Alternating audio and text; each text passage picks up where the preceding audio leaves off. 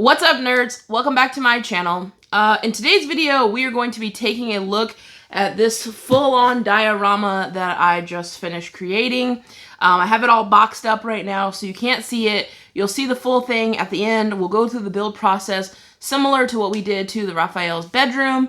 Still trying to figure out how I want this channel to flow, so hang in there with me. Today's build is going to be Sid's bedroom from the movie Toy Story, the first one. And this is the figure that I'm using to scale the whole bedroom off of. This is a Beast Kingdom Sid action figure. I got this, I don't even know, like a year ago maybe. Whenever it first came out, I had it pre-ordered from Beast Kingdom. And I made a video unboxing this guy on my main channel if you want to check that out. But because this figure was so expensive, so awesome, kind of like one of my first plunges into spending so much money on an action figure. This is new to me. I'm used to spending 10, 20 bucks, maximum maybe like 35.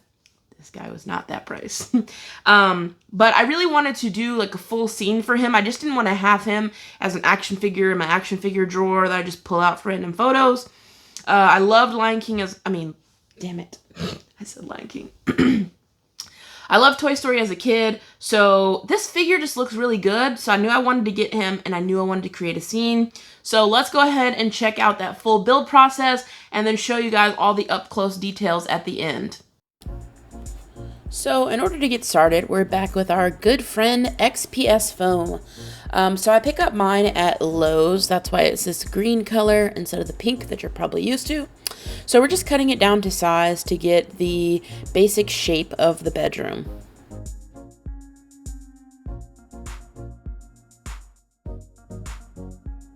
And then we're going to use some of the props that I've started building to space out the sizing to make sure we've cut everything to an appropriate size.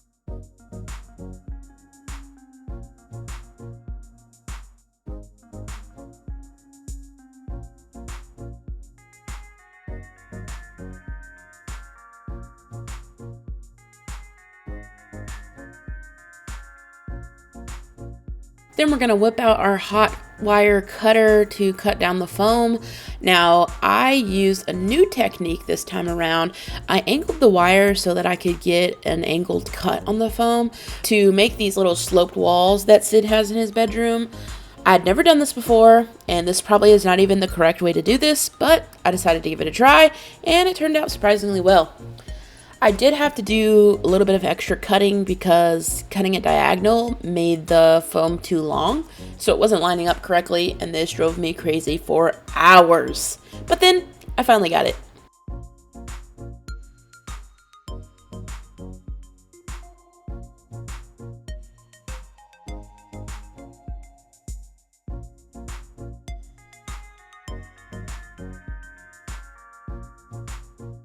We're going to do the same thing with this wall over here, making another sloped wall, just putting our bed in place to make sure we know how big to make the wall. Now it's time for magnets. So this is our first project that we're going to be magnetizing. I watched a lot of different people on YouTube, especially Drip Mode. You know, I love his work so much. So I kind of followed what he does for magnetizing things. So he uses a wood engraving tool, or wood burning tool basically, and the one that I picked up has this little bit that's basically the same size as a little magnet puck that you can pick out any like crafting store, Walmart, whatever. So you just do that to create the hole, and then you fill it with hot glue and you put in the magnet. A lot of other people do some cutting and things like that, but it's much more work. Just please make sure you use a mask if you do it this method. I did not, and I can't breathe. Also, I went a little overboard with the magnets, but it's not my fault. I'd never done it before, so I didn't know how many to use. So all the walls are now fully magnetized to each other and then to the ground. I feel like I went a little magnet heavy, but I don't know. I just wanted to make sure it was secure. It's my first time doing magnets, so I just really wanted to make sure it was stable. So like this wall comes off and got some magnets there. This is one piece, and then this guy comes off, just a flat piece right there. And then lastly, we have the back wall, which is here with all of these magnets.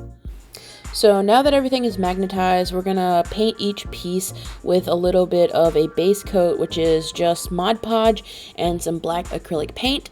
So basically you do this to prime the foam board so that you can paint with spray paint or acrylic paint or anything else like that. We are now going to do the first coat, which is going to be done with spray paint. So I got this Paint Plus primer. It's a very basic, cheap one that I got from Lowe's.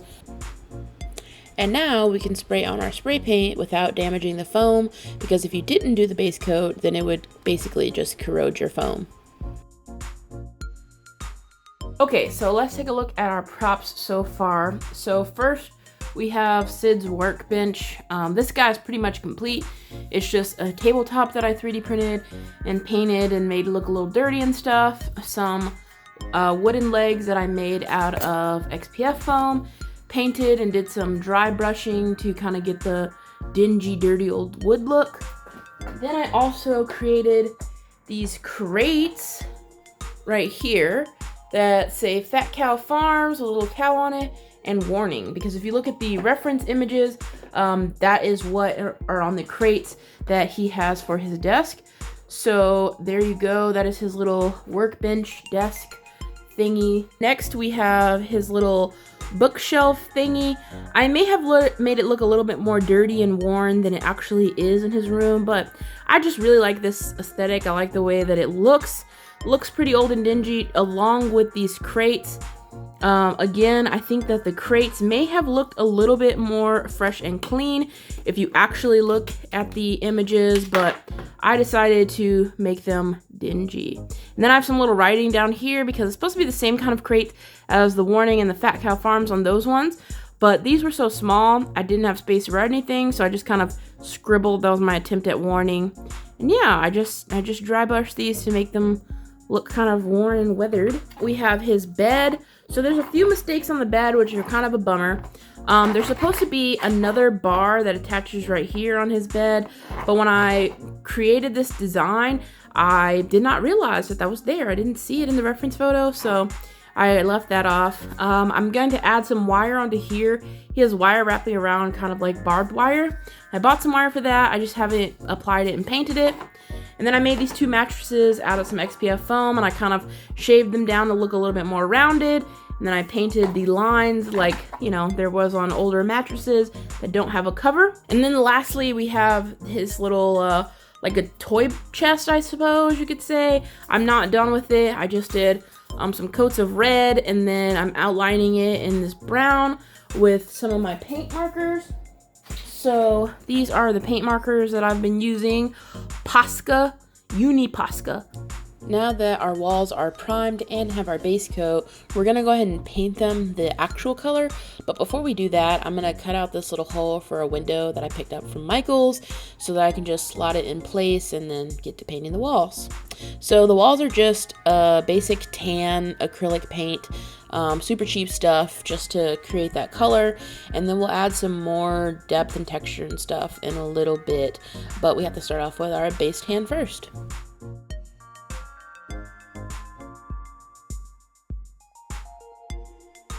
Okay, so we're working on the floor now. Getting my colors right is hard. It's supposed to be like carpet in his room, so I wanted to try to figure out a way to create some kind of texture, some kind of like layer, because if you look at the screen, this is the a scene where you can see his floor pretty well, and yeah, so I was like, I think that's gonna be what it is that I want. See how bright it is? So I wanted to go brighter and do a little sponging, so I'm gonna let that dry. Now moving on back to the wall, I gotta add these lines to basically make it look like there's wood paneling instead of just regular smooth walls, because you know this is like a 90s room that Sid has going on, so I gotta get that wood paneling going, which means we'll also need to texture the wood onto it to make sure it looks like some wood grain is happening. Okay, so I was trying to figure out how to make the paneling look like wood, or just, you know, more weathered. It definitely needed to have a wood texture, so I tried coloring on some stuff with a paint pen, a brown one, and I didn't like how it looked. I decided to try a dry brush, and I actually really like the way that it looks. It doesn't exactly make it look like wood paneling, like it doesn't have that same like wood grain or texture or whatever that wood paneling does, but I'm really enjoying the way it looks as a whole, so I think I'm going to continue on with this. After watching so many YouTube videos and finally getting started with my own dioramas, I have learned the power and the beauty of the dry brush. This project is the first one where I really got to go crazy with dry brushing all over the place, and it is definitely my favorite technique at the moment. I dry brush all the walls, I dry brushed a bunch of the props and stuff to make them look old and worn. I just feel like it adds so much depth and detail to your project to do dry brushing, so I absolutely love it. Oh my gosh, I freaking love it. I love the way that the wood paneling looks. It really looks like wood. There's some areas that are like really large or I messed up, but it's okay. This looks amazing to me. I even added a little bit to the frame of the window because his kind of blends with the background and looks like dirty and dingy and weird browns and stuff. So now we're moving on to one of the more difficult parts of the project. Not the actual sticking down of the posters or anything like that, but designing these posters was a pain in the butt. So the first image that you see, as well as the last image that you're going to see, the pirate flag, both of those I just was able to easily source on the internet, but these other two, the Web of Terror and the like rock and roll zombie arm thing, those were very hard. So basically, I had to watch the movie a bunch of times, try to do like freeze frames as best I could, and capture the image, and then I had to kind of manipulate it and distort it, and I am not a photo editor, so this was very complicated for me personally. Alright y'all, so we're pretty close to done. This one is taking me so long because I've never made anything that have so many details that I have to like create, and every time I rewatch the scenes from the movie like that have to do with his bedroom, I get another idea of something else I want to add. Oh, I also bought some different cloths. I bought this one to be his blanket because in the movie he has like a camo blanket that you just barely see. So I just cut out a little piece that I'm gonna throw on the bed. And then I also got a white one to actually make his pillow. You know that the mattresses are just foam. I didn't want to actually make those, but I do want to make the pillow, I think. So I got some of that to make the pillow. So this is what that pillow looks like, all full of stuffing. And I just hot glued the pillow together instead of sewing since it's so small. And then to really like beef up the pillow, I added these little blue lines, the same way that we did on the mattress that was made out of foam. I'm just using the same Posca paint pens to color on the stripes so it looks like a pillow without a pillowcase. And then we're gonna do some painting on our little mutated clock baby thing that's so creepy.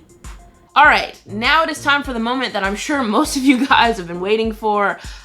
I don't know, I like watching people build stuff. Maybe you do, maybe you don't. But let's go ahead and stop talking and check out this build. So there's a lot of different parts and pieces and stuff that I had to do different and new in this build compared to my last one. So as you can see straight away, it is just a green box. I used the green XPS foam from Lowe's. But this is a full 360 view of his bedroom. So I wanted to include all sides. So when I'm not using it, if I want to store it, it's just all boxed up. Everything is magnetized, so depending on which side of his room I want to take photos of, I could pop off one of the walls, take the photos, so on and so forth. We probably won't see a whole lot of this panel. The really cool thing about this side is that I have this little light here. So this is one of those just glow sticks. You know, you snap and shake it and then it starts to glow. So this one is just really lightly glued in here with some hot glue. But I have a whole bunch of them in different colors that I got on Amazon for like 10 bucks or $5, something like that. And my idea is that whenever I want to take a toy photo, I'll just snap one, glue it in, and we'll get a nice little glow effect. So it'll really look like, you know, he has a black light that lights up his black light posters. So here we have the main bedroom. The thing I really wanted to highlight the most was this back wall where his desk is. That's really what you see the most in the movie. if you really watch and you pay attention to all the details, you can see all the corners and angles and parts of his room. So I took a lot of time to study the movie. Okay, so the first thing you'll notice is this wall right here. This wall is actually detachable. I decided not to magnetize it because when I'm not using it, I didn't want to have little holes for the magnets in the way, or the magnets being shown, and I didn't want to have to paint over them and do all that stuff. So I just had this wall be completely removable. Okay, so as I mentioned, I have a window over here. Also over in this corner, we had this little toy chest that you guys saw me build, and some center blocks that I already had that I got for my birthday like years ago. We just got our little scud there that came with the Sid figure. We have a bunch of trash here on the floor. I made a bunch of little props like this Mega Gulp cup and some Pizza Planet little burger boxes and stuff like that. Moving on, we have his bed, which you guys saw me make. I have a bunch of posters. These are all the posters that were on his wall over his bed. It was so hard to figure out all the posters. I also got, you know, some other little stickers, explosion, warning over here, this danger sign. I decided not to make the sign, just make a sticker because your girl was getting tired. Little no smoking sign. There's another poster over here on this wall that you'll see in a second. You saw me paint the floors. You saw me build the desk and all the little props. I added this little gasoline tank. That's something that got added pretty late because I watched again, saw another prop. All the stuff on this shelf I glued in place because I was like, I can't deal with it continuously falling. Nothing really changes with the shelf, really. He digs in this drawer can come out, or this crate can come out and move, but everything else I glued on. I left a little stringiness of like the super glue because it looks like spider webs. I feel like his room probably has spider webs everywhere. And then over on this wall, the other angled wall, we have his Paul Bunyan poster. Just another one that I kind of had a screen clip, zoom it interestingly and get it up there. Now, lastly, a new addition for this build for my last one is a working light. Let me just show you the roof. So this is another roof piece that I have. This one has a hole in it and it has the light coming down. On the top though, I just carved out the space to put the battery pack. I could pop it out to change the battery, pop it back in. It just kind of lives there. It's kind of flush so that when I put this whole thing on the shelf, it's not sticking up and getting in the way. Just wired them together and cover them in some electrical tape so they don't come apart and they don't get messed up. And then when the roof is on, we switch on the light and boom, we have a little light there. It's kind of hard to see. You can see the difference though. And there's also a little string that I have hanging from it because it really was just one of those like hanging lights. So it was just like a light bulb in the fixture and then the wires hanging down, and he just pulled the chain and there you go, you have a light. So that's how I decided to keep it for this as well. Nothing fancy for the fixture or anything. Just kind of kept it how it came and, you know, stuck it in there, so.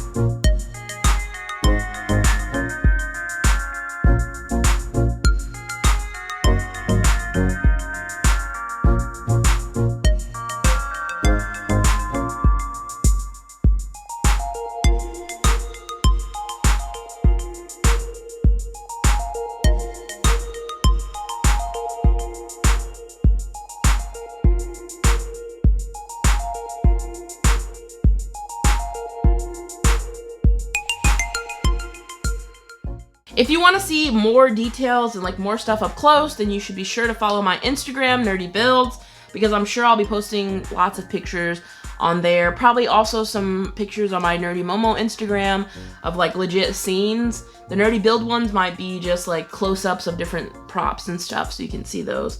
But all in all, I'm super happy with this build. Like I said, it took me a few months, but definitely not a few months of continuous work. It probably would have taken me like a week, maybe 2 weeks, with the amount of work and detail and stuff, trying to figure out how to cut these angles. Had never done that. doing all the magnetizing. That takes forever. But that's gonna do it for me in this video, guys. If you like this video, feel free to hit that thumbs up button down below. And while you're down there, let me know in the comment section, what are you thinking of this build? What's your favorite part, actually? There's so many little details. Let me know what your favorite one is or your favorite area. If you're new to my channel, make sure you hit that subscribe button so you can check out all my latest builds and see what I have coming up. I don't post on this channel regularly, as you can tell, so you just gotta kind of hit the subscribe and hit that bell notification so you know when something has come out. But I'll check you guys out on the next build.